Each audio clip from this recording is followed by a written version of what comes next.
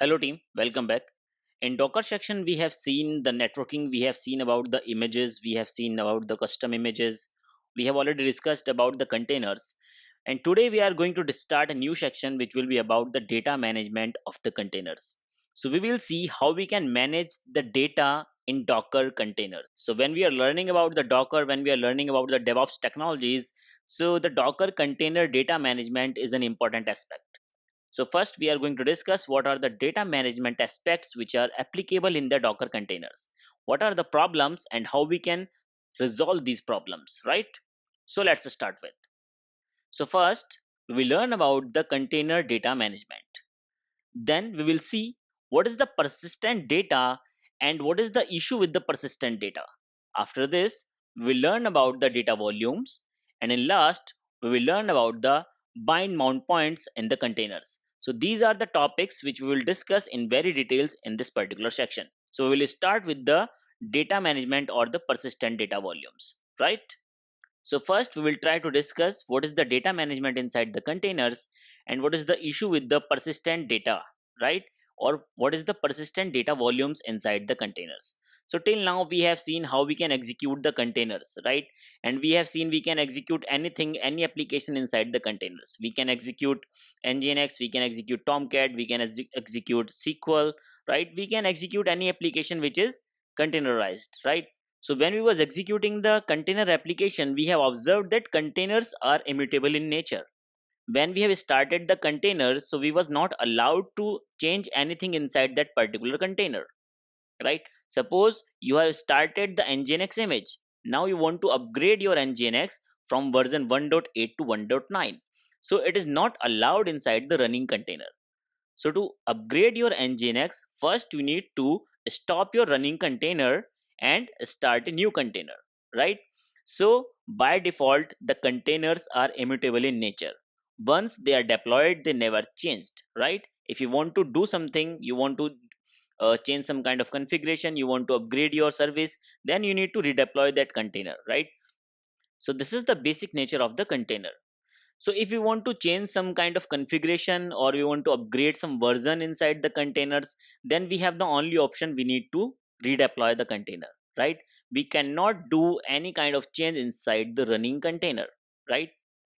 So this kind of approach, the immutable approach of the containers have a lot of benefits, but it also have a lot of drawbacks as well, right? When application is running inside a container, then it may possible that particular application or particular container is producing or it is creating some kind of data, right? Then what we are doing with that particular data, where we are keeping that particular data, this is the issue, right?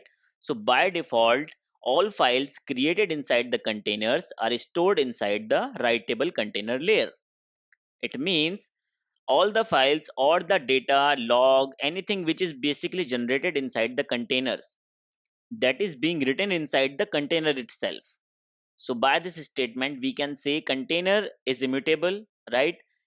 Inside the containers our application is running, our application generates some kind of logs, our application generates some kind of data, and that data is basically writable inside the container layer, right? That is not writable inside some kind of database, that is not writable inside some kind of other third party tools, right?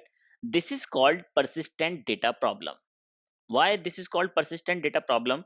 Because the data which is being written inside the containers, that data will no longer exist once you will redeploy your container, because the data which is being written by the container is persistent to that particular container.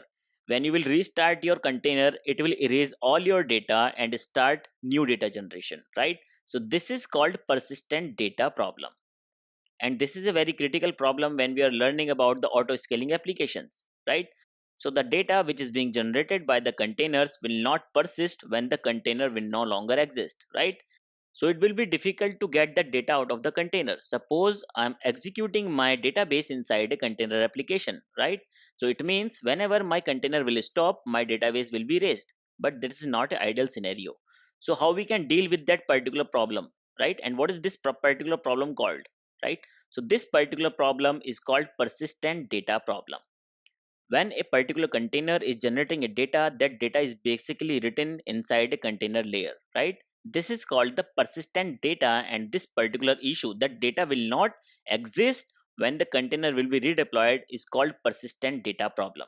What are the alternative of that particular problem, how we can deal with that particular problem, we will discuss these things as well, right?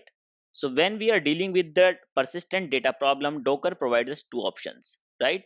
By this particular options, we can contain the persistent files even after the container stops, right? So the first approach is called volumes and second approach is called bind mounts. So in the coming lectures, we will discuss about the volumes and we will discuss about the bind mounts, right?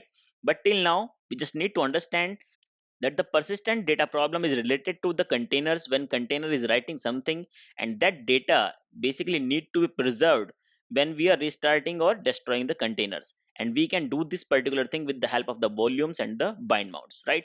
So team, in the next lecture, first we will learn about the volumes, then we will come up to the bind mounts. So thank you team, thanks for your time.